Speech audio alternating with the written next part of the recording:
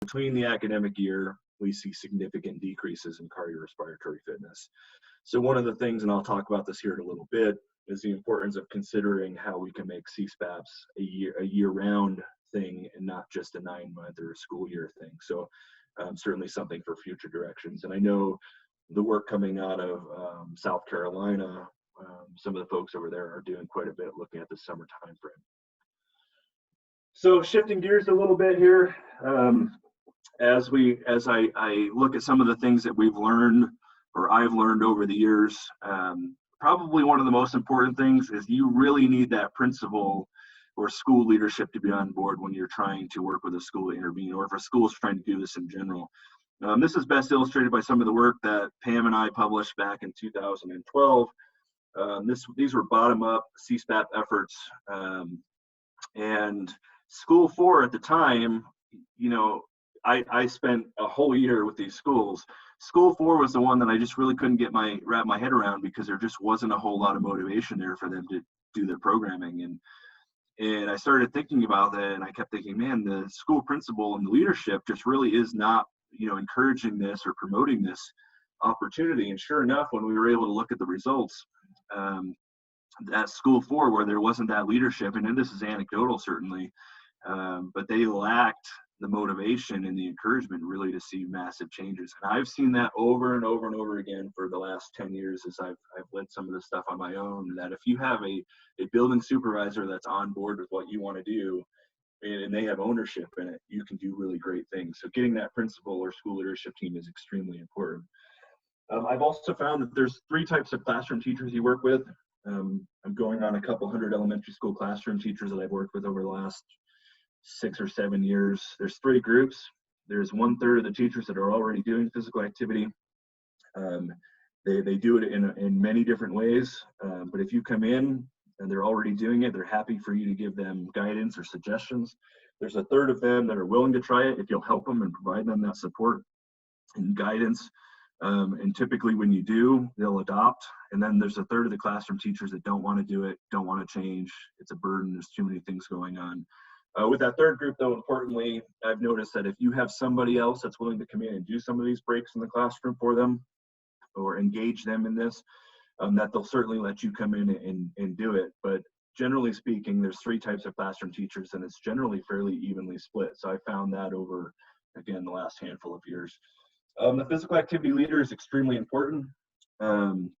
We've been fortunate with some funding to do CSPAP implementation work a number of different ways, where we've used the PE teacher as the physical activity leader, where we've used other school personnel, or we've also been able to hire part-time folks to be CSPAP leaders, where their lone responsibility is to work across the components to try to increase physical activity. And when we've compared those models, those standalone PALs have been extremely important.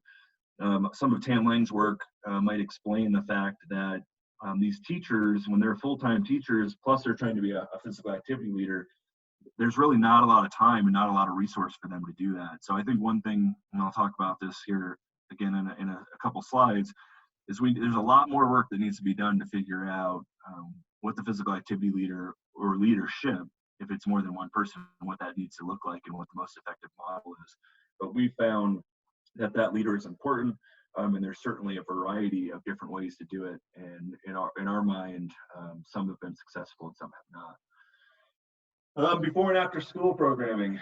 This is one thing that when you're getting into schools and you're trying to design programming or work with schools, and hopefully they're designing the program and you're just providing assistance. But we found that after school programming in most schools already exists, and after school personnel really feel like you're stepping on their toes. They fear that they might lose their job or their opportunity to do that program. So we found that you have to approach the after school thing as, hey, this is something else that you could do as part of the existing after school programming. But we found that the before school time frame is really the opportunity where you can really lead to lots of change, because there's not much going on before school already. Kids show up early. You know, we're doing finger sticks at schools an hour and a half before school starts. And you have kids lined up 45 minutes, 30 minutes. And these are, you know, inner city low income school, you know, these kids, mom and dad go to school, they go to work, they walk to school. So kids show up early. You know, we found that if you provide opportunities for kids to play before school, they will show up and be active. The big issue that we found is who supervises. You know, when we've had standalone PALs, we built that into some of their time, some of their hours. But full-time school personnel, who's going to do that? Who's going to do that supervisory role? So again, something to think about as we move forward. Student and teacher interest and enjoyment. We found the most success when we engage the staff and the students on what they want or what they feel like they can do, what they're most comfortable with. When students have an option to pick some of these things and be empowered to decide what they can participate in. When teachers can say, oh, I feel really comfortable doing this. This is something that's in my wheelhouse. Those things have certainly led to the interventions hitting the ground a lot faster, much better buy-in, and I think overall better success. Lessons learned, the education part of physical education, really classroom teachers, recess supervisors, before and after school folks, a lot of them do not necessarily have the training that we do as physical educators.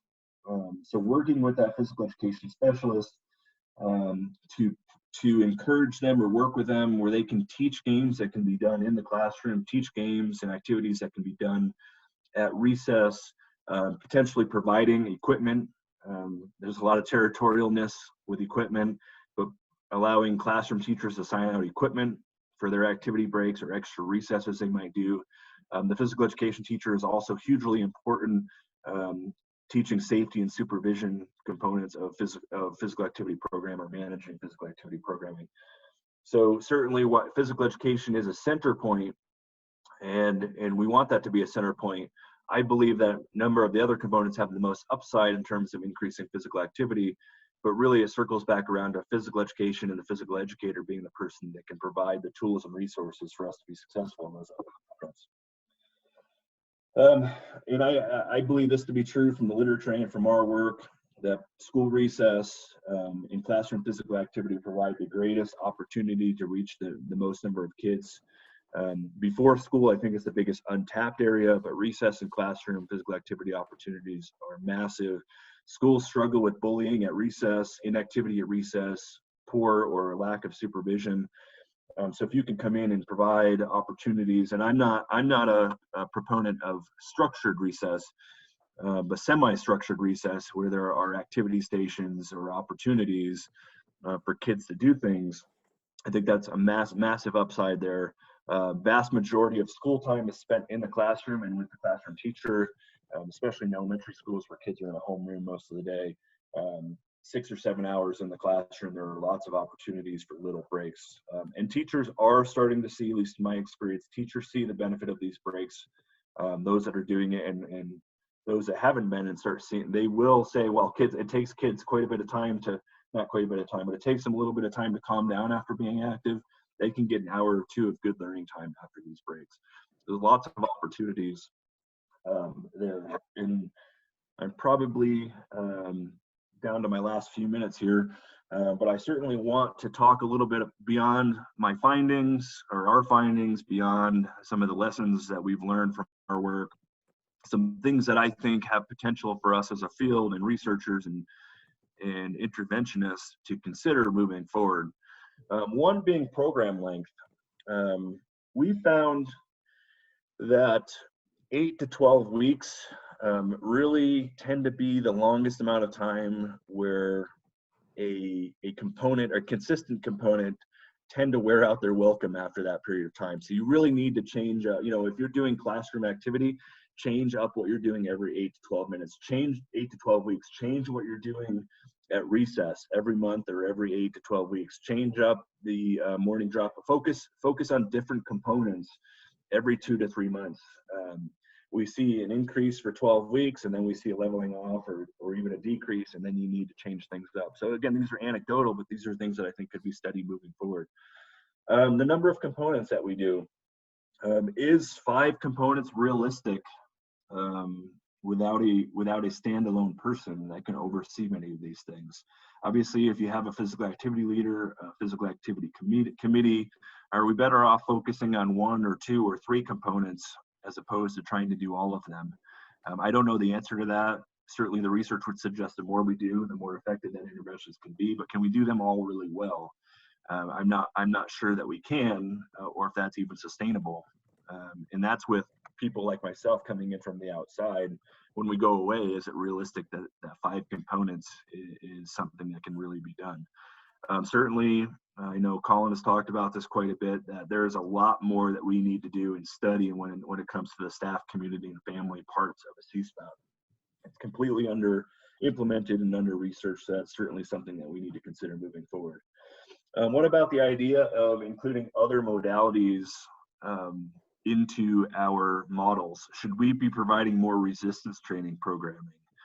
We see a lot of literature coming out. We see a lot of it coming out of Australia, but around the world with, I think, some of Senlin's work with the HIIT training, with the sit training. We see a lot of benefits to that. Should resistance training be something that we focus in on? Should we be doing more with stress management, things like yoga, mindfulness? Should we be implementing some of those modalities into our programming and looking at those as outcomes beyond some of the traditional health outcomes? These are all things that I think we can do much better or consider moving forward. I talked about the summertime. Kids that do not have a lot of resources or opportunities outside of the school day, the summer is extremely important. Some of the recent work we've done has showed that the kids that are in year-round schools are protected from that fitness loss over the summer because they don't have the 12-week break. They have shorter breaks. So what can we do as a research community or as we're intervening to provide more opportunities through the school during those summer and break periods, even weekends or school breaks? What can we do to increase opportunities beyond the school day? Secondary programs, I mean, this is something that you're all familiar with. My work has almost exclusively been in elementary school kids. I've done work with the juvenile justice system, where we've done some CSPAPs with adolescents in certainly a confined and controlled environment, but I have not done much in terms of middle school and high school programs, and there's not a lot of literature out there on these large scale multi-component programs. There's a decent amount in Europe and across some of what we've done in the US, but we need to do more with our secondary programs. What can we do with technology or online components to this model? Nothing illustrates this more than the pandemic that we're dealing with right now. My 5-year-old and 9-year-old, they get online and do their schooling. But there's not an online physical activity component. And unfortunately, I try to get my kids outside and ride bikes and do those things every day. But what about those kids that are not being encouraged to be physically active through the online component of the COVID-19 pandemic? So what can we do, and how can we better utilize technology or online platforms to promote physical activity, not only in times like this, but on an everyday, hopefully when things are back to normal? I think lastly, jumped ahead there. Lastly, we need to think about and consider the way we're doing things in our PEAT or college programs. Certainly there's some folks that are doing work in that area, but how specific are we doing a good job training our classroom teachers? Are we doing a good job training our physical education, health education teachers? And what is the relative success of that training in terms of changing behavior in classrooms? I mean, I know there's literature from the 80s, early 90s that would suggest that we end up teaching the way that we were taught. So even if you're in a great PEAT program, we revert quite often back to the way that we experienced physical education as PEAT professionals.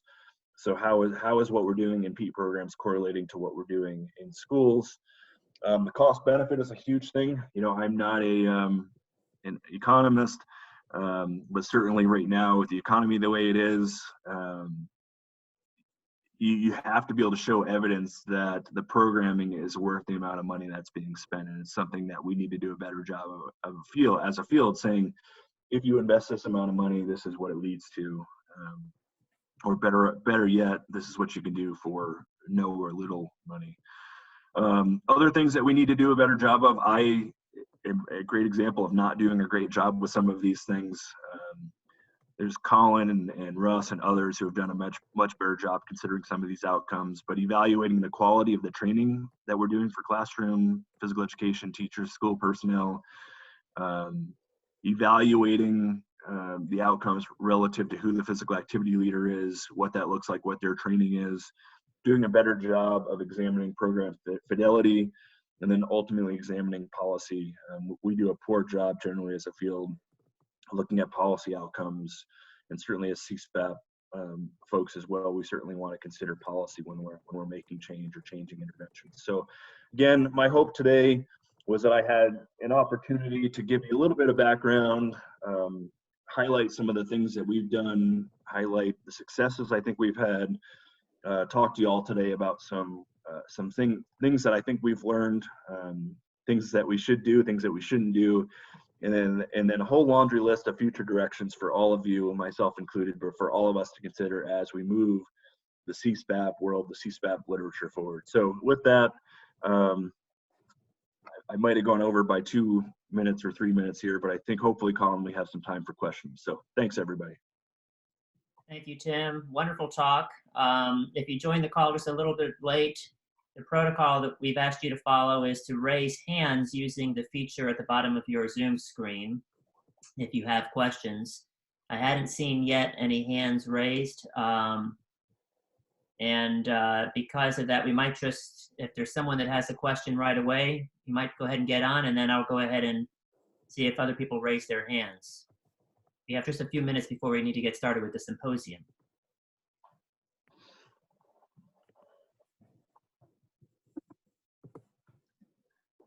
I hit a home run. Give people another minute, another few seconds here.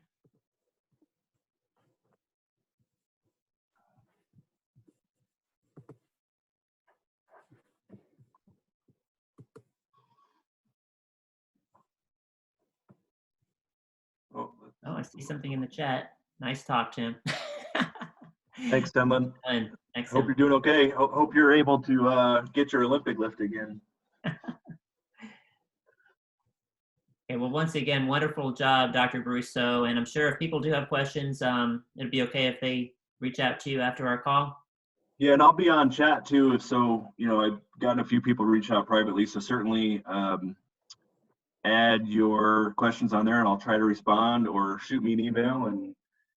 But I think we have great potential as a field, and we have some great folks here that are doing awesome work. And I just encourage you to continue to do that work and consider maybe some of the things we've learned, but also hopefully folks will explore some of the ideas that I have or other folks have as we move forward. So again, thank you all for your time today. Thanks again, Tim. To answer Siri Dula's question on the chat, yes, this is a spaceship.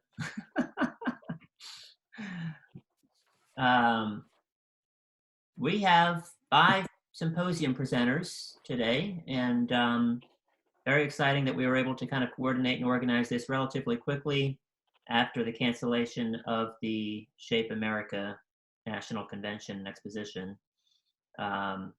What we are going to do is once Tim stops with his screen share, we can have our first presenter go ahead and take control of the screen share, and that will be Dr. Pam Kalina. So we'll let her take the screen there. And I'm trying to manage multiple things as the host here at the same time, keeping in mind anyone who might need to be admitted to our room. So I'm sorry if I look a little bit off task sometimes.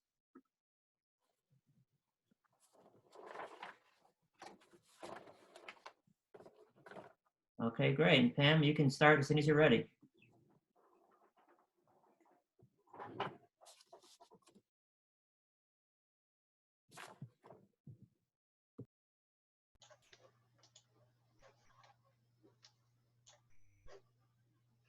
Am I muted? No, okay. You're ready to go. We can hear you. Okay, wonderful. Thank you. Thank you so much. Thanks to Colin and to Shape America for making this symposium an opportunity in these difficult times and with an alternative format. And I'd like to thank Tim Brusseau for your kind words, and also for being such an awesome former student and doing so much for our field now. So Tim, thank you for all that you do. My name is Pamela Hodges-Colena. Also presenting with me today is Shannon Mulhern. I'd also like to acknowledge a few more of our team members. Former team members, Mihalis Staliano, who's worked on this project, and Kent Lorenz. Also, our current students, Shannon is graduating, also Henho Yu is graduating with his doctorate, and we have current students, Janelle Griffo and Erin Mason. I think they may both be on this call, I hope. Hope you're somewhere out there. The title of our short discussion here is Help Me Help You, Demonstrating Administrator Buy-in.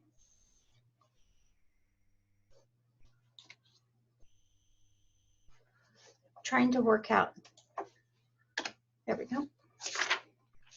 So we all know the importance of administrator support in trying to implement any change in school. And Tim talked about this in terms of the importance of having administrator support for implementing a CSPAP program. There's also some research, Collins research and others, that shows that if there's administrator support, it also leads to teacher comfort in trying new things related to movement integration and physical activity breaks. So there are key roles played for both the administrator and teachers and all school personnel in the adoption of comprehensive school physical activity programs or CSPAP programs.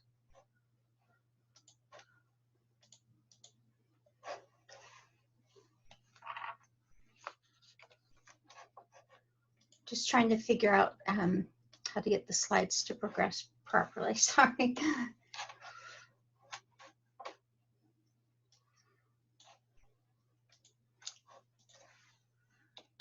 There we go.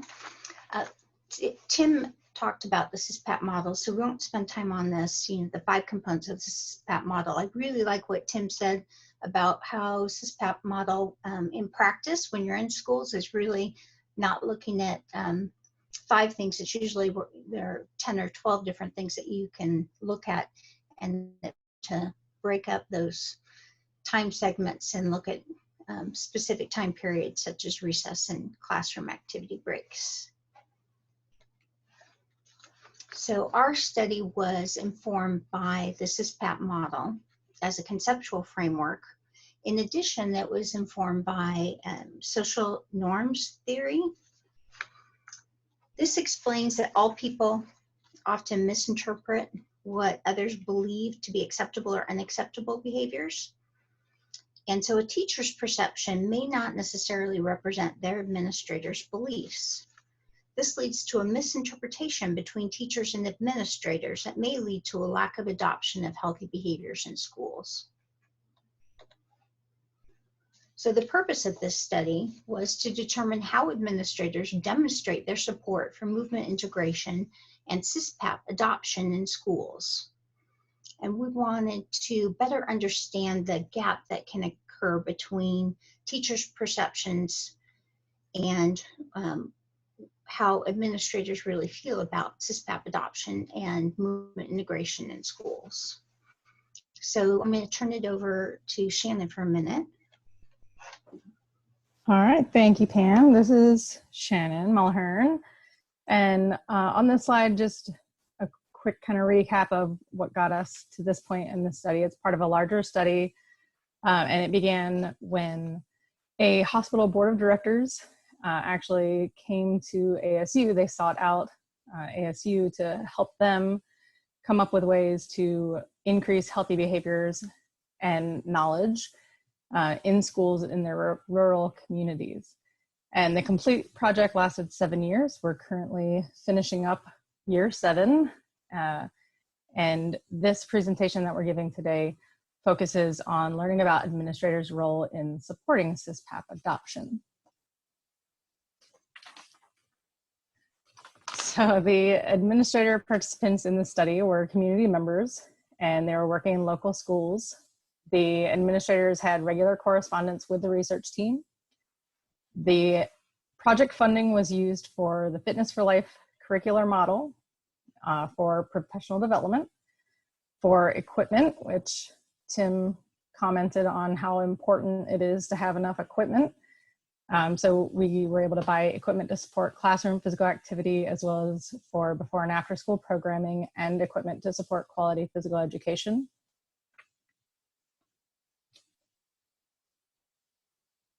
And our participants here, we got to sit down with administrators to talk about healthy and active schools, and how to partnership to create a CSPAP at their schools. This sample includes principals and a superintendent, and it also represents all school levels from kindergarten to 12th grade. So the schools, it's important to also kind of say, so as we go through this, the schools participated potentially at different years. So some schools started in year 1, some schools may have started in year 3. But so they each have kind of a different time span that they were involved in the project. And each administrator participated in a semi-structured interview. The data also included informal interviews such as discussions. So like while they were on recess duty and we were able to chit-chat a little bit, and field notes that we collected during our observations. 2 researchers utilized constant comparison for a thematic analysis to identify the administrator's support themes. And on this next slide, there you go. We can see here, it's just a quick overview of the 4 main themes that Pam will be discussing. And we're basically considering them as building blocks for support, right? So or I guess to support this idea of an administrator demonstrating their buy-in. So we've got those 4 themes below, holding up that administrator buy-in up above. And so now Pam will expand on each of these and give some examples. Thank you, Shannon. Our first theme was administrators showing support by providing time for CSPAP.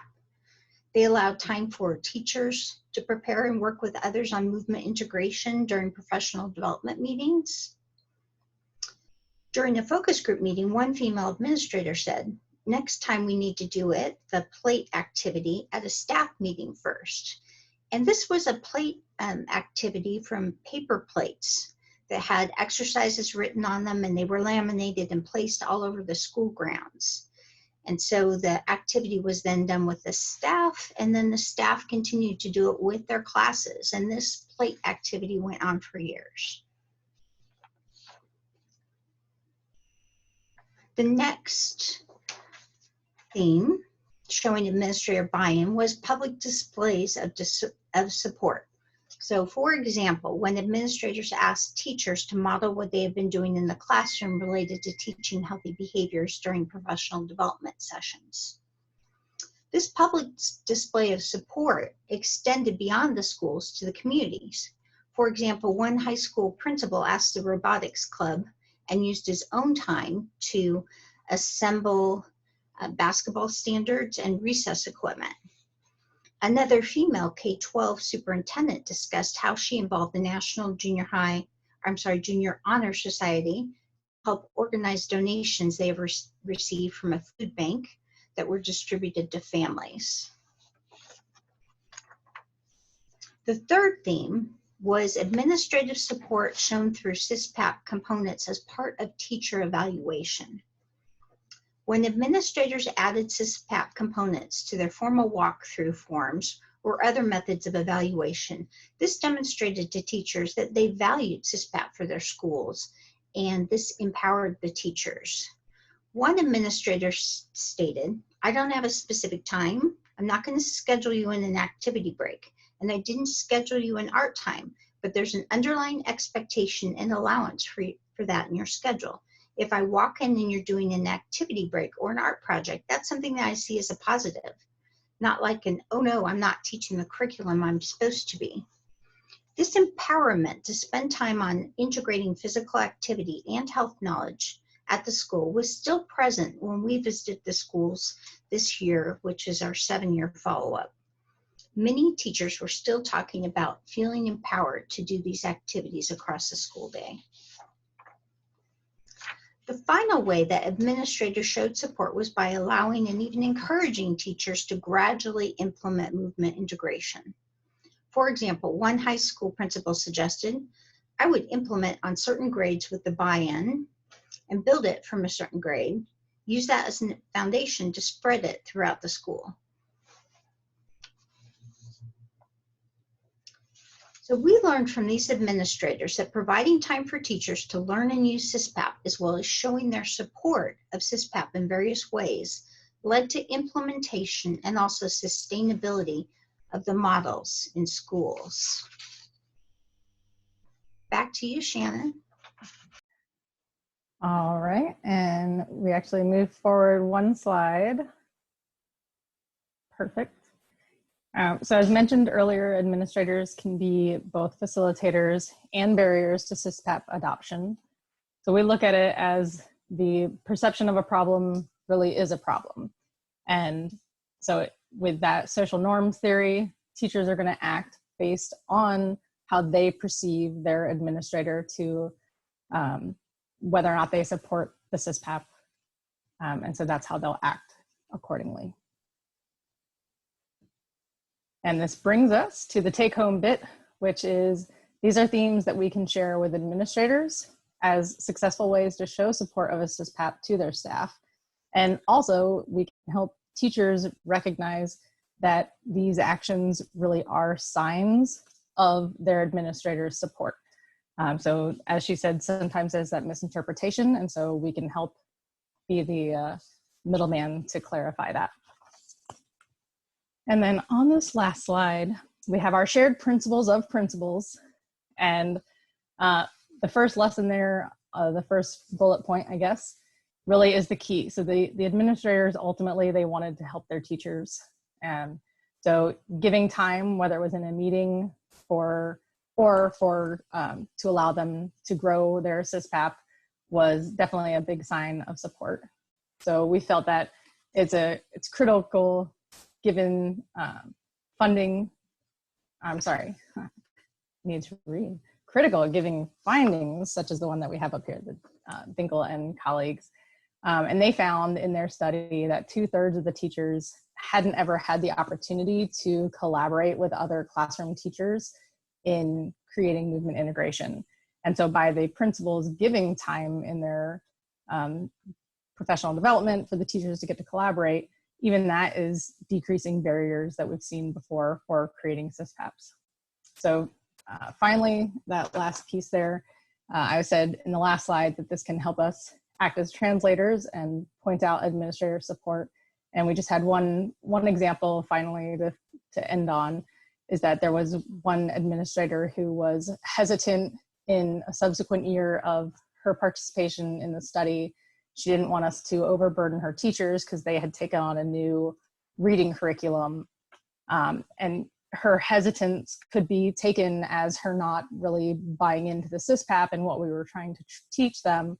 But she actually still was giving us time during their teacher meetings and letting us run professional developments to teach about classroom physical education. So she kept demonstrating her support by providing that time. And that is all we have. Thank you guys so much. Brings us to the end of the presentation. Thank you everyone for your time. And thank you again, Colin, for letting us be a part of this. Outstanding job, Pam and Shannon. Thank you so much. And we do have a couple of minutes for some questions. I see that people have written some in the chat room. We can start with those. Gabby, would you like to go ahead and ask your question aloud, or would you rather I read it? Yeah, that's fine. Yeah, I was just curious. We've been working with our schools in Iowa for a long time now, and we've had a couple of questions about, are we able to share data regarding maybe just acute or chronic attendance or achievement data, such as classroom-based or just overall aggregate data to increase the buy-in across the school building. And I'm just curious, because you dealt with admin and not just teachers. Did you have any experiences with that? And are there plans in the future to do so in terms of linking other co-benefits? Hi, Gabby. We have a little bit of data from, I think maybe year 1 or year 2 on attendance and behavior reports that was collected at our very first school, where they did see improvements in those areas, and that really helped with the administrative buy-in. And that very first school we had probably did the most throughout the 7 years. Oh, awesome. Yeah. Well, that's good, because I think some of the things we were thinking about with our schools is to try and think about overall changes in those sort of process behaviors over time to see if we can help teachers utilize that data. That's really cool that you have that. Yeah, thanks for answering the question. Thanks, Gabby. Great question, Gabby. And I see also in the chat a request for the full citation for Mulhern and Press. Oh, sorry about that. Let me, you want to make that Yeah, available? we're happy to share. You can also put it in the chat. It's available now. That'll be fine either way, Pam. oh, well, let me screen share so you can see the whole reference list for anyone who wants that. Good idea.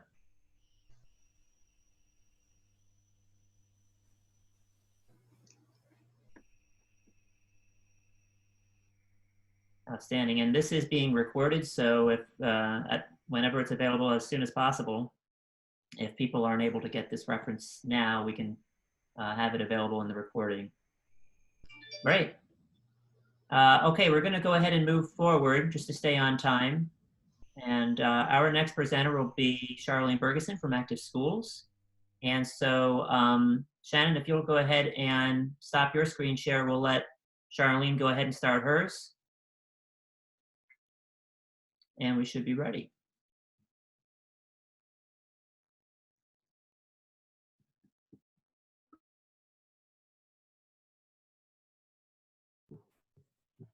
Hi, everybody. This is Charlene. And I was going to say good afternoon, but I'm realizing it's not afternoon for everybody. So good day. How's that? And I am thrilled to present on the findings from the nationally representative 2019 Active Schools Principals Survey. And I want to acknowledge my great colleague, Jill Papa, who's Director of Research and Evaluation for Action for Healthy Kids, and she is also participating in today's symposium. So before I get into the purpose of this particular survey, just a little background is that with the Active Schools movement, our two target audiences are parents and principals. And through principals, our secondary target audiences are physical education and classroom teachers, because as we all know, that's the people actually implementing the programs and doing the work. But a few years ago, when we were changing over from being Let's Move Active Schools to Active Schools, we did a lot of surveys and focus groups, and loud and clear what the physical education teachers told us is the best thing you can do to support us is to target principals. We have to have their support. We have to have them on board. So that is when we decided that principals and parents, people who influence and or make the decisions that are happening at the school or district level, would be our target audiences. So we conducted two nationally representative surveys, one of principals and one of parents, and today I'll be talking about the principals survey. So why did we create them? We wanted to have baseline data for tracking progress over time. We're trying to positively affect principals and parents' knowledge, attitudes, and behaviors around their support for active schools, translating to school physical education and physical activity. And so we got our baseline data, and we plan to repeat both surveys every 3 years so that we'll be able to have trend data. And what are we going to use this data for?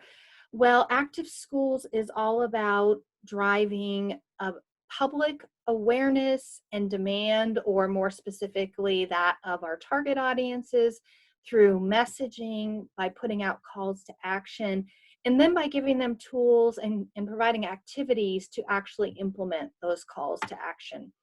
And so what we know about where principals are and what influences them, what challenges them, helps us to create tools that address those things. So just a little bit about the methodology, even though this is a lot of writing.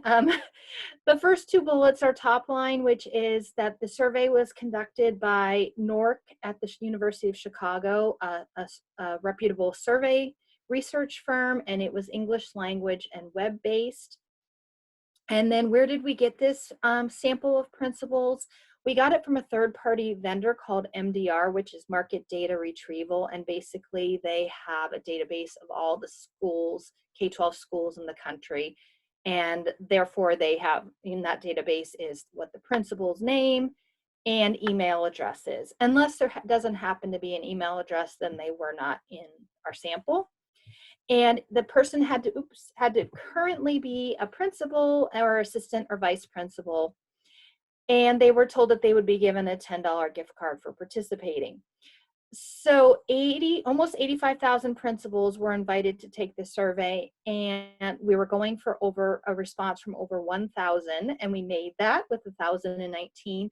But unfortunately, it was only a little over a 1% response rate.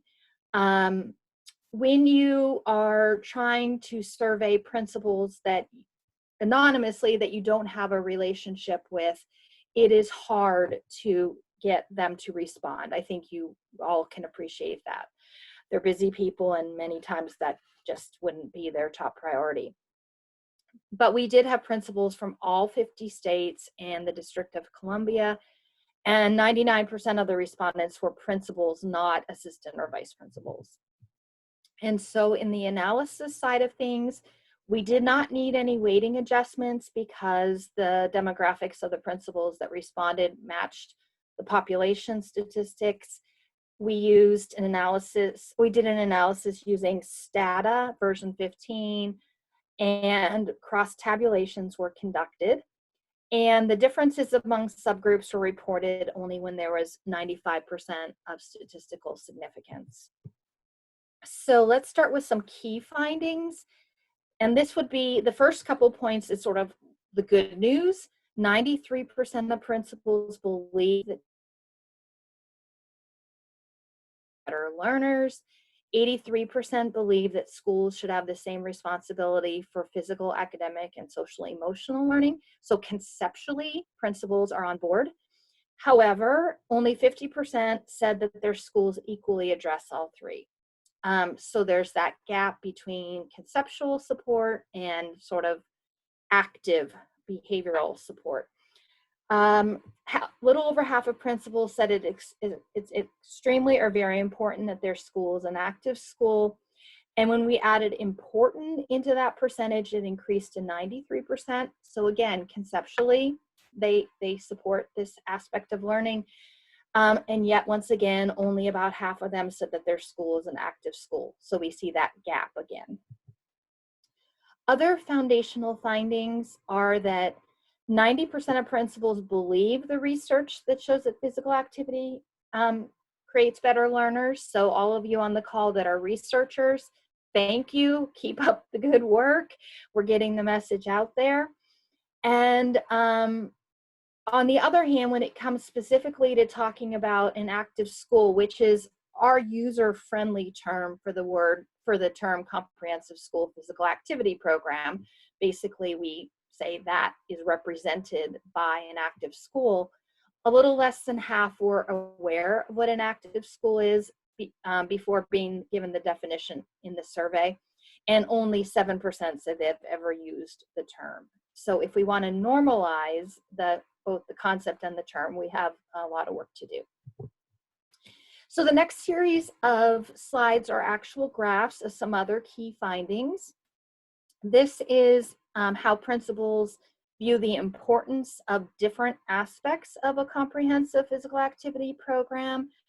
And as you can see, probably none of it comes as a surprise, and that doesn't mean we agree with all of it, but it is nice to know that we, I think as a field, really do understand where the support is and where the challenges lie. Physical education is highly supported. Recess is lower, and I would assume that is because there's a mix of elementary, middle, and high school principals in this sample. And then the next highest ones are physical activity in the classroom and after school programs. The other ones are high as well, just not quite as high. And I do think it's interesting that before school physical activity is not as high as after school, not, you know, like 20 points lower. And it probably comes down to what people see as maybe some feasibility issues around that. So this one is, what do principals report is actually being provided by their school? And for each of these aspects, you're seeing 3 different colors. The light blue is elementary school, purple is middle school, red is high school.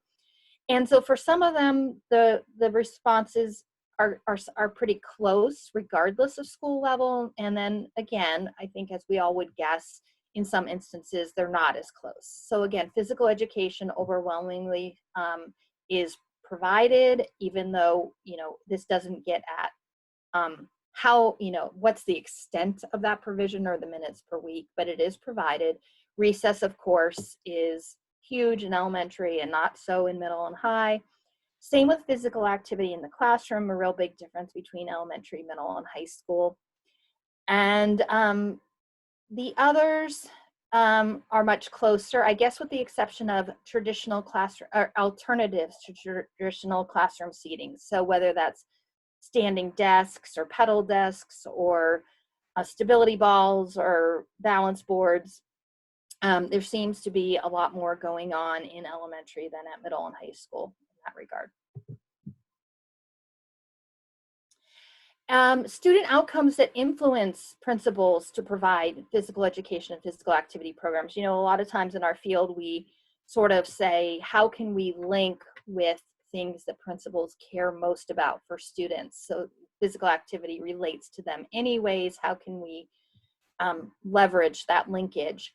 And so what you see here is, of the first 4, the first and the fourth are health related. The second and the third are academic related. But overall health is the top. You know, we don't have to pin our value on our contributions to learning. Principals do understand that health is, you know, is critical and underpins that. And then there's additional items that we all know principals care about. So 50% to 70%, you can see what those are there. Inclusion of physical education and or physical activity in school documents. So sort of how do we sort of institutionalize what we want, the support for this into some of these school documents. And by far and away, most principals said it's in their health and wellness plan, and well, it should be, so we're thankful for that. But then there's a big drop off, only 1/3 in the school improvement plan. And we all know that that school improvement plan is sort of a Bible in schools, for schools. So that's an opportunity that we need to work on. And then these other areas are all below 20%. So lots of opportunities here. Teachers integrating physical activity into the classroom. By school level, again, this comes as no surprise that it's happening a fair amount in the elementary schools, not so much in the middle schools, and very little in the high schools. And so these are the ranges from the principals who said all their teachers do it, or at least half, less than half, or none. And it tells the story of the difference in the school levels. You know, one might say that's because it's sort of what we have to offer is sort of developmentally appropriate or age appropriate for elementary schools, but not necessarily for middle and high schools. And I would agree with that, except to say that that's a challenge and that's a problem, and we need to figure out how some middle and high schools are actually incorporating physical activity in age appropriate ways and make that more common across the country.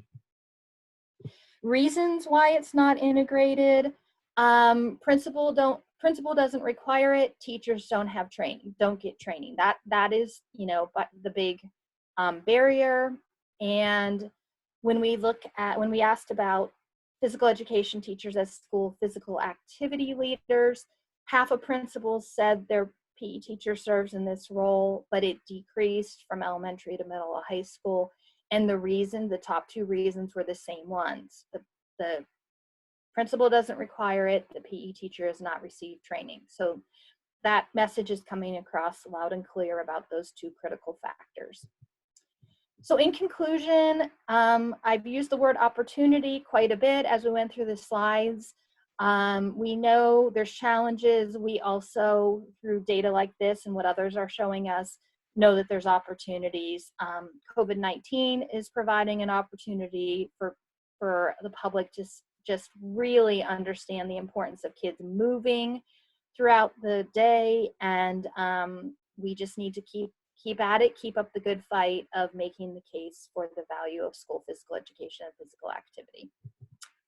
And this last slide is some contact information about how to access the survey report that I talked about and how to get involved in the active schools movement. And thank you for your interest. I really do hope you'll go to our website and dive into the survey report a little bit more. Thank you so much, Charlene and Jill. Wonderful presentation. And I'm looking through this chat to see if anyone's posted anything. I don't see any questions yet. If you have a question, either put it in the chat or raise your hand using Zoom, or since I don't see any competing questions at this point, maybe if you just want to jump on and ask your question aloud, that would be fine as well.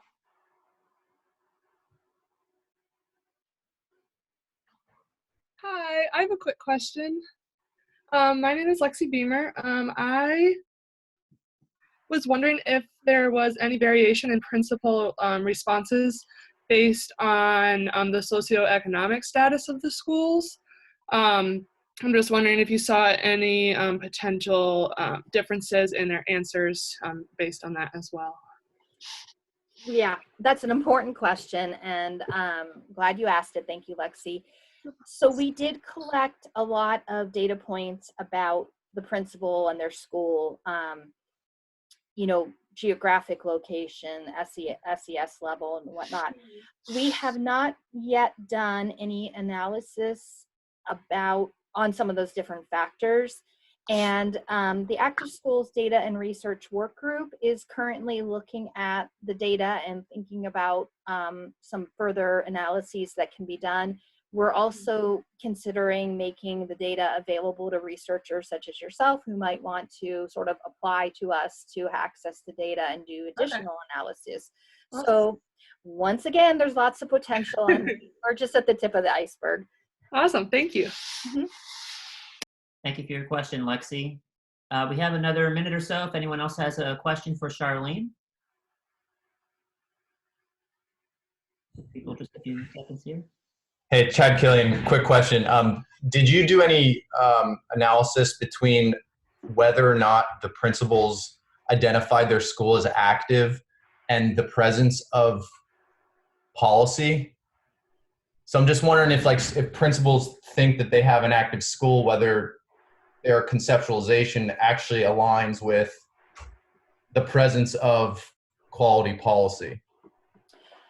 No, we really didn't ask any explicit policy questions unless you would want to consider like those school documents that we showed. You know, that's sort of a policy element. Are you addressing PE and PA through those in those documents or not? If you're not, you don't really have that policy tool. I guess the other one would be, just sort of indirectly when we asked, for example, about classroom physical activity or PE teachers as pals, and the response from the principal was that they don't require it. That's sort of a policy or a practice too, which is if they're not requiring it, then it's not expected.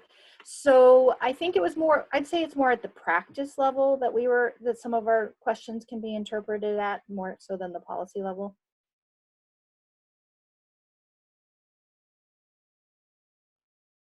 Thank you for your question, Chad. We're going to go ahead and move on with the next presentation. I'll be the next presenter. And thanks again, Charlene. If you'll stop your screen share, I'll go ahead and start mine.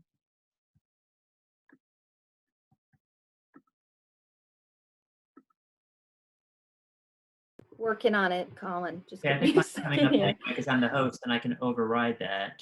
Yeah, I'm trying to find, there, thank you. There we go. My first time with a lot of this too, so no worries. Okay, I'll take that. That look good? Okay. And again, I'll do my best to kind of multitask here. I apologize if I get off on a tangent just a little bit, as people might sign on or need to be admitted into the from the waiting room. We've initiated a lot of protections here to try to avoid Zoom bombing. So my presentation is titled Systematic Review of Recommendations for Administrator Involvement in School-Based Health. And this is a little bit of a broader focus than just CSPAP. This involves any kind of school health program, and you'll see with the search terms that we use in this systematic review that we tried to be pretty broad in our search. Really the reason being we weren't sure initially whether we would find a lot of literature specific to CSPAPs when it came to recommendations related to what administrators might do to promote those kinds of programs. I'd like to acknowledge all of the co-authors you see here, some of whom are on our call. I think Kate and Kari are certainly on the call. I don't think Brian was able to join us today, but thank you to everybody who helped make this study possible. See if I can advance my slides now. There we go. So a lot of this, I'm sure many of the participants on the call already know, but a lot of health interventions beyond just physical activity promotion have demonstrated effectiveness in the literature, both from a kind of public health standpoint and an academic or educational standpoint, which is good news for all of us who want to be able to work through schools to make physical activity promotion a reality and health promotion a reality more broadly. But the uptake of most school health programs has been relatively low. That's been certainly true, and you've seen that already with some of the presentations already with CSPAPs and other physical activity programming. And a key factor in the extent to which schools implement educational initiatives or innovations that have to do with school health is really the support of school administrators, and you've seen that already with the presentations so far in the symposium. So the rationale for the systematic review is, as far as we know, no study yet has really documented the scope of relevant work on administrator involvement or attempted to reduce the literature into a distinct set of recommendations that could be used to really get administrators more involved with school health programming. And of course, that would in turn facilitate program implementation and sustainability, as you've seen with our previous presentations in the symposium. So the purpose of the study was to systematically review and qualitatively synthesize existing literature that contained recommendations specific to the involvement of school administrators as supporters of school health promotion. Where appropriate, we used the PRISMA guidelines for this review.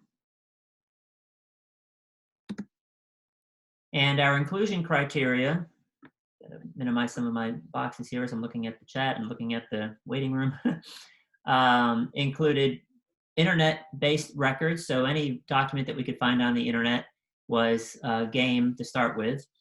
We also looked only for documents that contained recommendations or guidelines for school administrators regarding their role in promoting school health programs.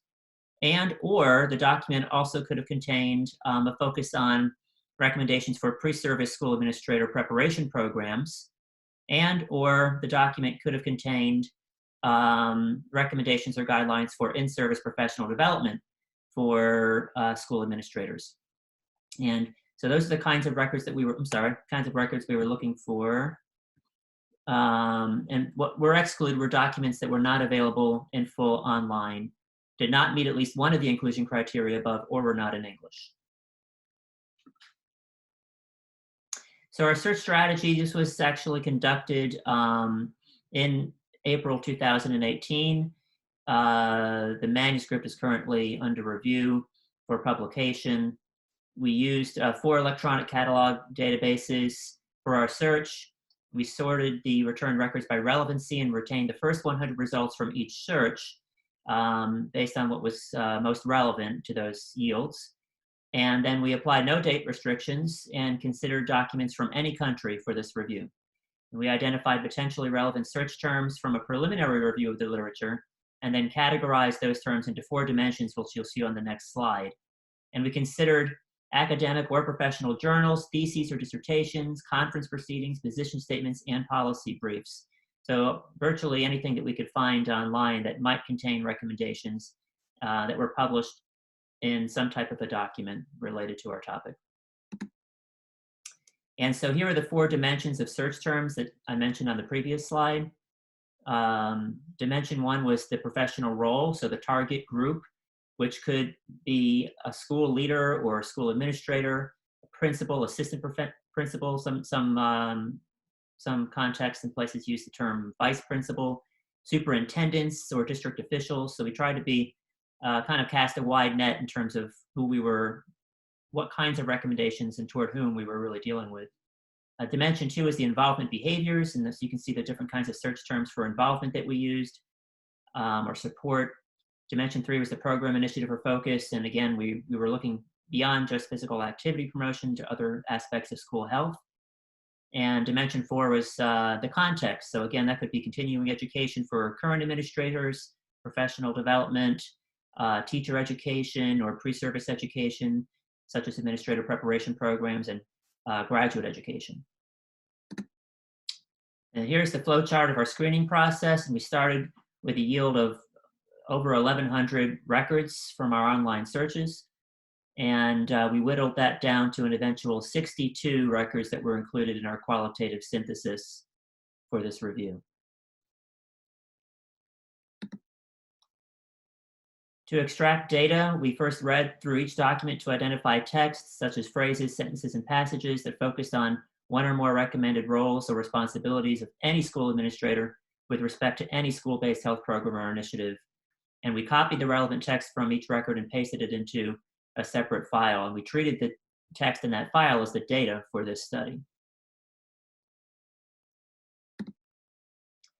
The analysis involved first summarizing all of the extracted text in our separate file to distill all of the embedded recommendations in that text. And once we distilled the recommendations, for each recommendation, we identified the following characteristics. First, the target level, whether it was a recommendation focused on in-service or pre-service school administrators, and then which target group the recommendation was focused on, and then the content focus, whether it was a recommendation specific to physical activity promotion, physical fitness, nutrition, wellness, or some other aspect of school health. Then we determined whether the recommendations were evidence-based or opinion-based, and for this study, we defined evidence-based as where a recommendation would be placed in the context of the document next to citations, for instance, in the discussion section of a research article, or at least some other place in the document where we could see that there were citations to support the recommendation. We developed a coding scheme where we used different colors to categorize the recommendations according to their core emphases, which had to do again with the target level, the target group, and the content focus, and kind of what the overall theme or our main idea was for that particular recommendation.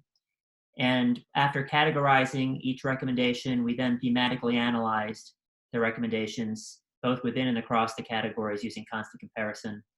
We explored doing analyses where we tried to separately analyze those recommendations that had to do with different target levels, different target groups, or different content foci, but we actually found that there were no real nuances in the emerging themes from those analyses.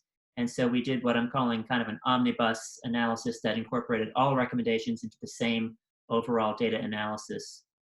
We used several measures and took several steps to ensure the trustworthiness of our qualitative analysis as well. So the results gave us 80 distinct recommendations across all of our 62 documents.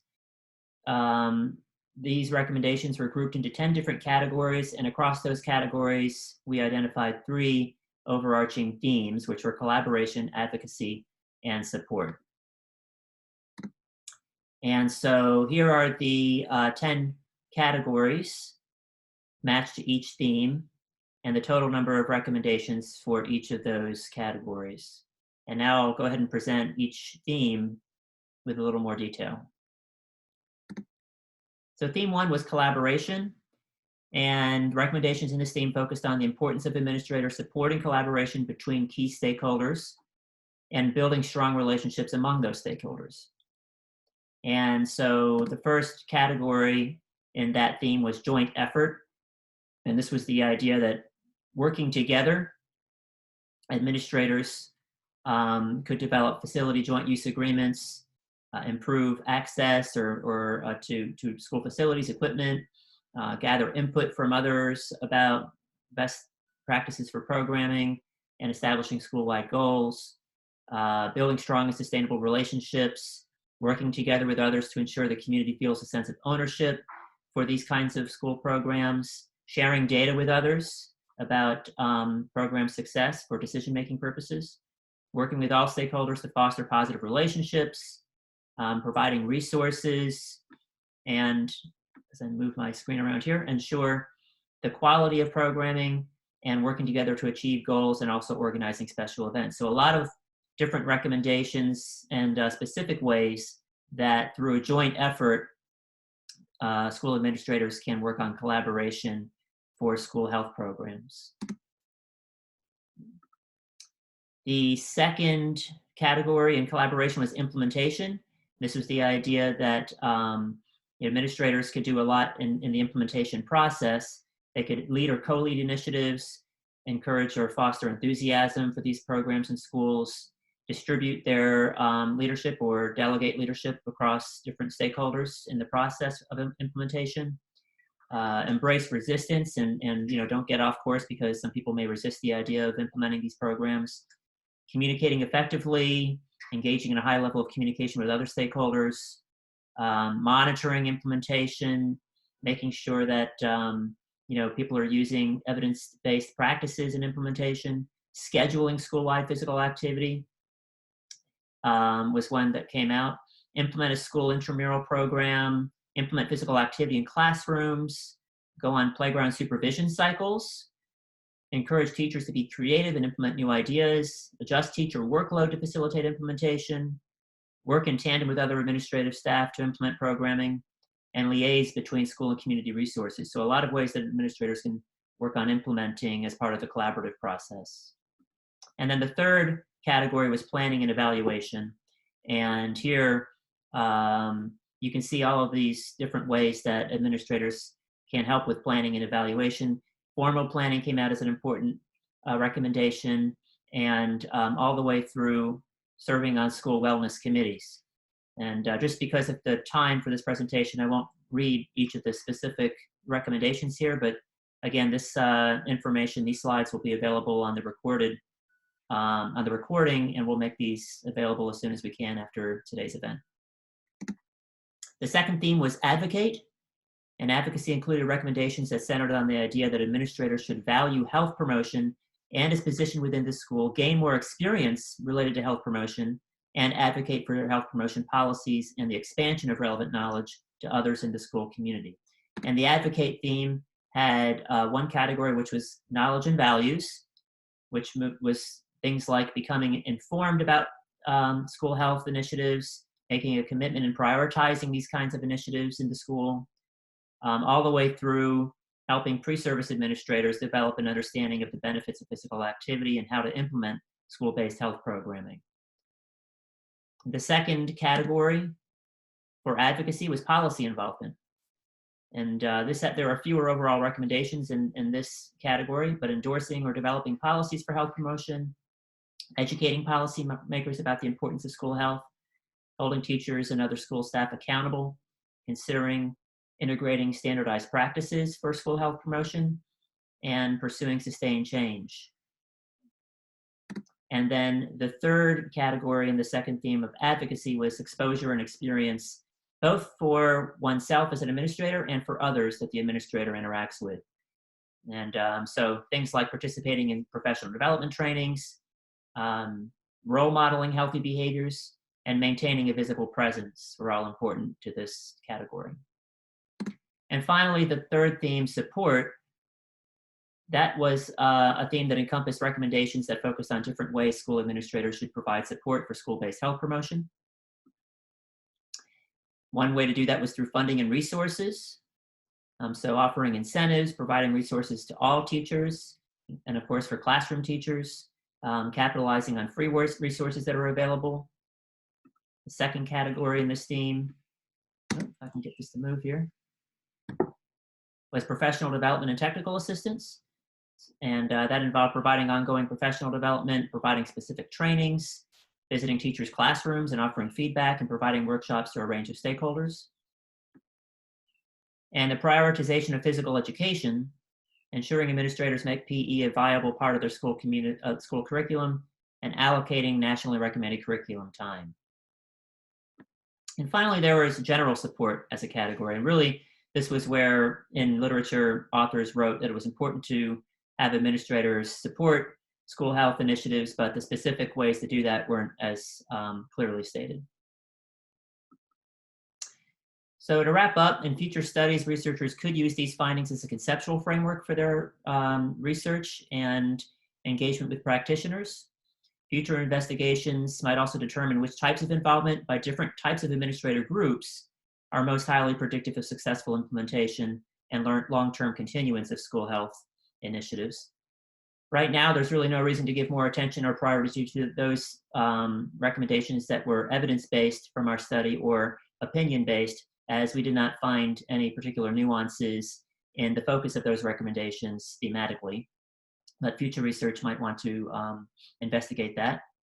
And overall, this review can underpin dedicated lines of inquiry at administrative training, preparedness, perceptions, and beliefs related to health promotion, all of which are needed to help develop good professional development for administrator involvement in school-based health promotion. Okay, and so you can, of course, see my references as we post this recording online, and thank you for your attention. And I'll be happy to take a question or two before we move to the next presenter.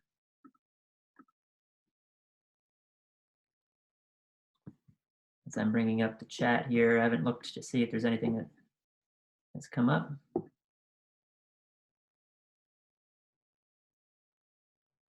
Okay, I don't see anything in the chat. If you have anything, if you'd like to make a question aloud, that's fine as well.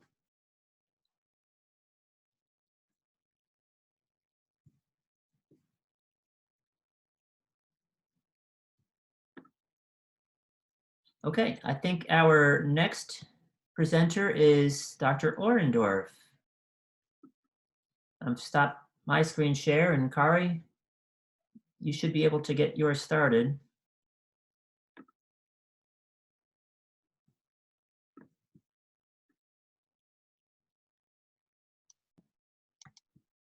Okay, is it up? It looks up to me. It's all set. We can hear you great. Okay, great. So thank you very much for inviting me, Dr. Webster. I really appreciate it. It was very, very exciting to be part of this group. My presentation was part of my dissertation, so I definitely need to have shout outs to the people that had helped me complete this gigantic endeavor. So definitely, thank you to Dr. Webster and Dr. Downhauer and Dr. Stodden and Dr. Dudas. I will give a great big shout out also to Dr. Kate Egan, who was with me from the start to finish of my PhD program, and I know she's on this too. So congratulations, Kate. And I'm saying hi to Ryan, and I think I saw Charlie. So hi, guys. So let me see if I can get this to move. So my topic is I developed a survey for assessing principals' involvement in CSPAPs. Okay.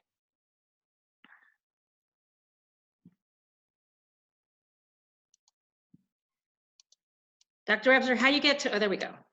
Ah, got it. All right, so in the background, we all know that if students can meet the 60 minutes of physical activity a day, there's lots of health benefits that go on with that. We also know that most of the students or the youth do not meet these guidelines. And we know that the national organizations have worked together to recommend different whole school approaches to physical activity, and most recently have backed CSPAP. But we do know that CSPAP implementation appears to be low nationally. And we wanted to look at the reasons why. What was the prevalence of CSPAPs in the US for them we want to investigate the factors that are associated with program implementation. Why are the principals What are the principal's thoughts? The rationale, as an important driver, we know that the creation of any kind of school culture comes from the principal. We've heard that already. If the principal promotes, it's going to go. If the principal just announces, it's probably not. If a principal supports a program by actively assisting in its development and taking part in its promotion, teachers will believe they are supported. And we've heard that in this presentation as well. I love the fact that there was a principal that actually put it in their evaluation. That's awesome. That's proof right there that they care. The principal is the main reason programs are or are not successful. They hold the most influence over implementation of any program policy at their school. But little is known about principals' involvement in CSPAPs. So for the theoretical perspective, we looked at numerous factors that could be associated with principals' involvement, and we went with a social ecological perspective that considers factors of potential influence on the target behavior at multiple levels. The purpose of the study was to develop a survey for measuring principals' self-reported involvement in CSPAPs, and we had secondary purpose of the study was to examine associations between school CSPAP implementation, principal involvement, and social ecological factors. It was a very comprehensive literature search resulting in 165 draft items. And we went through 2 rounds of pilot testing. The first round, we used content validity experts. So we used CSPAP experts, researchers, social ecological theory research experts, and educational leadership faculty. We sent the 165 questions out to 46 experts and took all of their comments and suggestions and sent a second round out to a convenient sample of 42 principals. For the preliminary analysis, we used the Bayes exploratory factor analysis to individually examine responses from our convenient sample. And the survey items with the highest loadings under the corresponding factors were then selected for the full data collection. The main survey, or the official survey, we started off with an informed consent, a brief introduction, one question, the CSPAP implementation question, CSPAP involvement, whether they felt they were involved, social ecological factors, biographical and contextual variables, and then participant demographics as well. And we reported the biographical and contextual variables in a different study. The survey consisted of a 6-point Likert scale, and it was used for all the involvement in social ecological items. It went from strongly agree, somewhat disagree, and strongly disagree.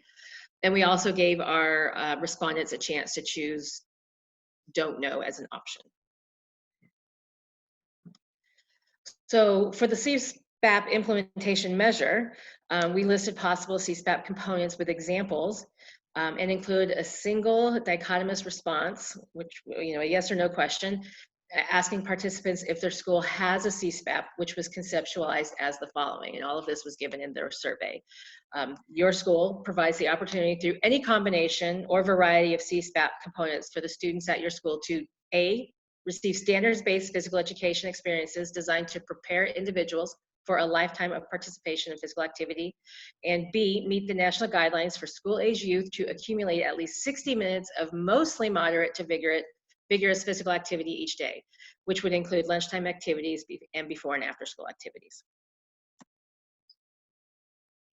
Our main study procedures, we got all of our emails or all of our school names from a federal website listing all public schools in the US, and we used a stratified random sampling and selected 60 schools, 20 elementary schools, 20 middle schools and junior high schools, and 20 high schools from each state. So we had a total of 3,000 schools. We then examined the school websites to find email addresses where they were available. I have to say, any of you want to change careers and move on to like doing school websites, you would make a ton of money. But for all the K-12 principals, we looked at their email addresses, and we compiled a list of roughly 2,941 email addresses. We used SurveyMonkey to administrate the survey, and Out of the 2,941, we got 291 principals to respond. Somebody else earlier had mentioned that it was really hard unless you had a personal connection with these administrators, and I will 100% agree with that. This is the demographics, or the what happens with our main participants. I'm not going to read everything. I'll let you take a brief look, and then if you'd like to look at it when Dr. Webster publishes the recording, you're welcome to. I was really impressed that we had a principal that was still working in the 70 plus. I was like, no, I would be retired by then. We had, most of our participants had a master's degree. Most of our participants were Caucasian or white. And we had representation from every grade level. So for the data analysis, we used an exploratory structural equation. It was used to identify latent variables in the underlying data. Using the mean, and we used the means and the variance adjusted weight least squares estimation method with the geomin rotation with the M+8.2 software. Ooh, that was a mouthful. So our results, we got descriptive analyses showed that most respondents provide high ratings on the majority of the survey items.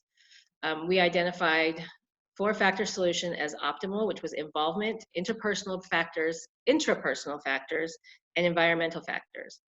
All factor covariances were statistically significant. I'm not going to read all of these to you, but I will keep them up for a few seconds so you can kind of glance through them. But these were the 12 items that we used to measure involvement. And if they had chosen, yes, I am involved in the CSPAP, they read, I am involved with the CSPAP. And if they had read, you know, obviously if they had read no, then it would be not.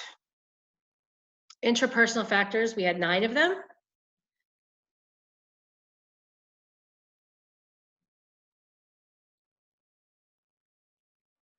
And sorry, intrapersonal factors, we had 9. Interpersonal factors, we had 5.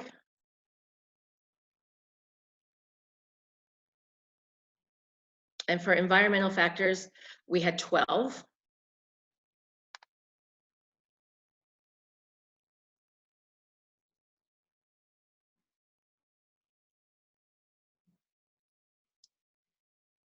And the result provided initial evidence of the instrument's validity and reliability. The solution supported 3 distinct levels of influence in relation to principal CSPAP involvement.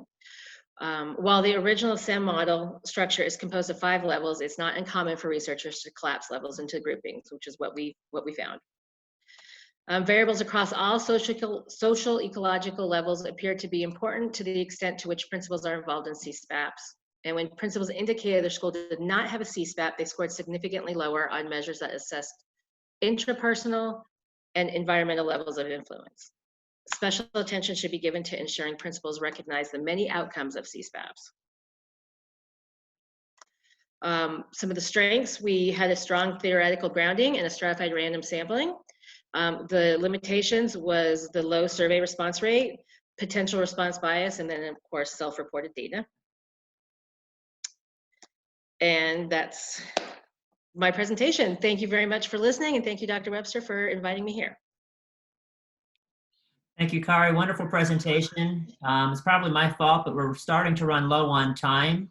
I went as fast as I could, man. I got you, Webster. My presentation went longer than it probably needed to, but if anyone has a quick question, we can go ahead and take that and then move on to our final presenter. And if you have a question, you can go ahead and just say it out loud.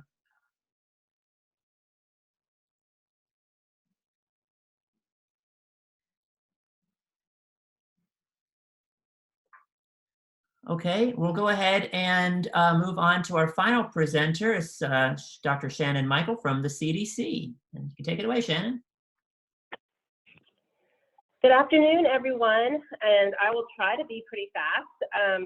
Thank you for inviting me to be part of this symposium and share the findings from the 2018 School Health Profiles study. For those of you that are not familiar with School Health Profiles, I want to start by giving a quick overview of it. School Health Profiles, and we refer to it as profiles, is a system of surveys assessing the school policies and practices. These policies and practices are examined for state, territories, and large urban school districts. It is conducted every other year on the even years by education and health agencies. The questionnaires are administered to middle and high school principals and lead health education teachers. Today, I'm going to present the results from the middle and high school principals. They usually fill it out by mail or online. And really important for us, we use profiles to help us assess our school-based performance measures in our 16 funded states. Several topics are covered by profiles, as you can see on this list. Today, we are going to discuss the findings specifically related to physical education and physical activity, but I wanted you to know that it is more comprehensive than the results I'll be sharing today. At the school level, we want school administrators to create a culture supportive of physical education and physical activity. That's what we were hearing during this whole symposium and talk by Tim. Specifically, we want to see students participating in 60 minutes or more of daily physical activity. But unfortunately, as many of you know, national data show us that less than 24% of children and adolescents are achieving this daily. We also know that schools are a great place for students to learn about and practice physical activity, and we heard that through the presentations today. And for us to support this, we hope school administrators are following the following two frameworks: the whole school, whole community, whole child model, known as WISC.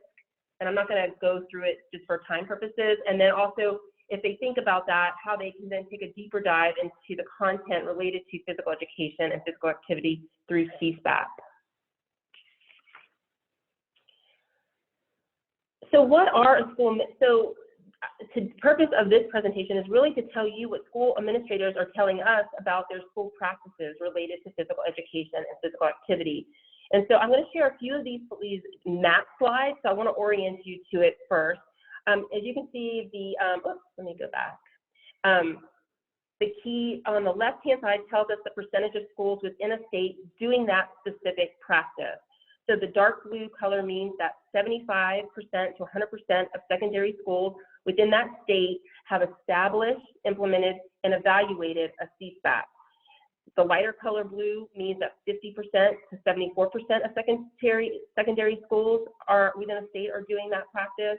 The purplish color, this little purplish color here, 25% to 49% are doing that, of secondary schools are doing that practice within the state.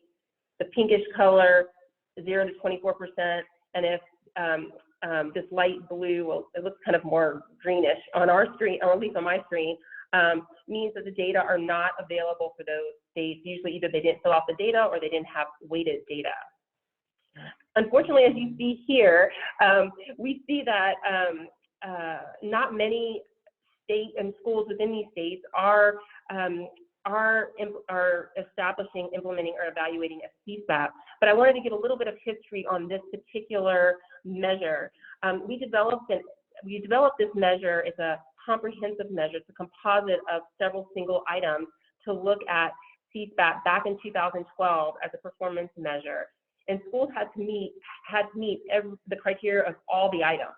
And really, as we talked about, as we listened to the presentations today, and really, I think Tim said it best, it's really a menu of possibilities that schools can be doing these sorts of activities. And I think we have to be really careful when using this particular composite measure. We used it again for our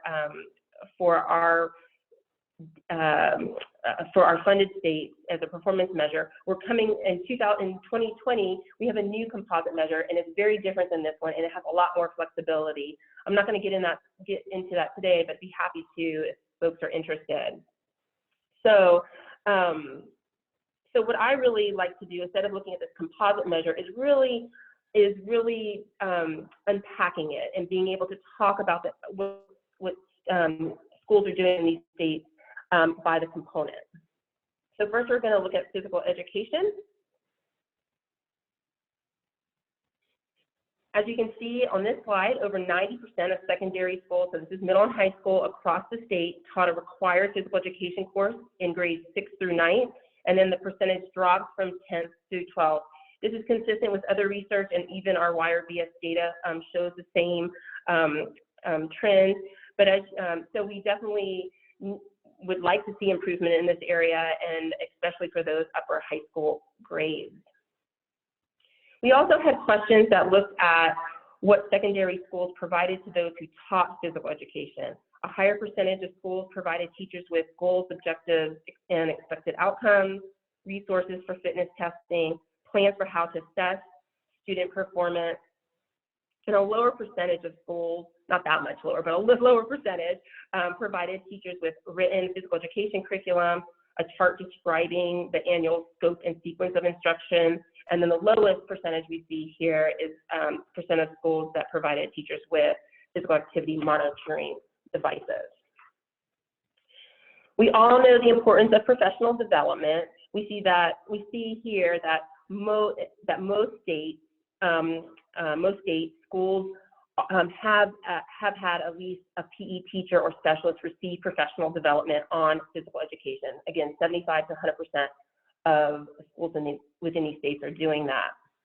The values are varied, so if you go to our report and you look at the range of states doing this, it's 37% to 97%, with the median percent being 86. So we don't, and then the other thing that we don't know is what topics they're getting and what additional training on. And so it is just a marker saying professional development is supported for physical education. Now going on to look at physical activity during the school day, we see across states about half of secondary schools offered students the opportunity to participate in physical activity breaks in the classroom during the school day. And we see that 75 to 100% of schools in Alaska, Hawaii, Tennessee, Vermont, and West Virginia are doing this. So they have the higher percentage. Oh, we didn't move over. Higher percentage. So we only have one question that looked at physical activity during the school day. We've added another question for 2020. So there are a few items on the survey that address before and after school physical activity. This was the first year that we asked about the difference between before and after school separately. We weren't surprised to see that less than half of secondary schools offered opportunities for students to participate in physical activity before the school day, whereas 80% offered opportunities for students to participate in physical activity after the school day. Interesting, and we might want to follow up with Texas. They were the only state that had 75 to 100% of their schools providing before school physical activity.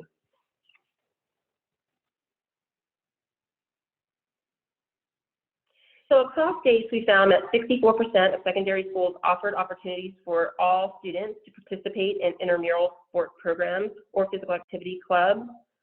And we also found across states that 85% of secondary schools offered interscholastic sports, which is also not as surprising with a higher percentage.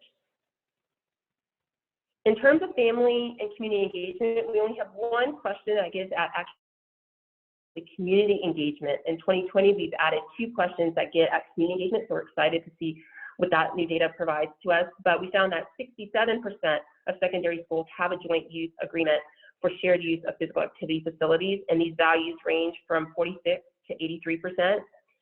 States that are doing this pretty well, that have schools, 75 to 100% of their schools providing these joint use agreements: Alaska, Maryland, New Jersey, North Carolina, and Utah.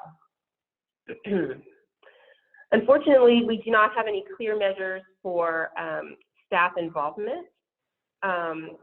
We actually have used the professional development item that I shared in the physical activity component as a pseudo measure, at least providing some support to staff on physical education and physical activity. But again, it's not the best measure. Shifting gears really quick, from the components, we also want to improve the process of CSPAP. Are CSPAP being established at the school level? Are they implementing the individual components? And are schools assessing their practices for physical education and physical activity? We want to create sustainable CSPAPs, and I know Colin had a chapter in the CSPAP book on that. It's really important. Just not focusing on the components really isn't enough. We had 2 questions that addressed the CSPAP process. The majority of secondary schools had a school health council that assessed the availability of physical activity opportunities for students, but only 30% actually had a written plan for implementing a CSPAP. And then my last slide, we have revised school health profiles, questions for physical education and physical activity. It's on our website currently, so you can see those new questions. We've changed the question for the written CSPAP plan. We've added more questions around physical education. We've added another question that gets at recess or intramurals during the school day, or even physical activity clubs that are happening during the school day for physical activity during school. We've had 2 additional questions on parent engagement, and we also added an evaluation question. So that wraps it up. That concludes my presentation, and thank you again for letting me be part of this talk. Excellent. Thank you so much, Shannon. I know we're just a minute or 2 past our end time for this event. I don't want to keep people on longer than we said that we would. I would like to give people the opportunity to please, if you did ask any questions in the chat, to go ahead and send those to me directly via email. And I will be happy to send those to our presenters to see if they can answer those thoughtfully. And I'll also, if you know, I know that someone posted in the chat a copy of the Mulhern et al. In-press manuscript, so I'll be happy to share that out via kind of a follow-up email to participants as well. But I want to thank everybody for taking the time out of their day to participate in this virtual event, and wish everybody happy and also safe and well journey through this remaining portion, hopefully the short remaining portion of what we're all having to deal with here in our current lives. But thank you once again, and have a great rest of your day. Take care.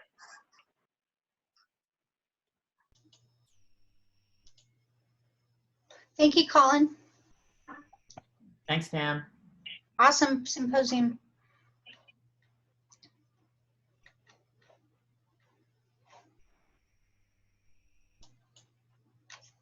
Thank you, Dr. Webster. Have a good day. Thank you, Kara. You too. All right, thank you. Bye, everyone. Bye, Spiridula. Thank you.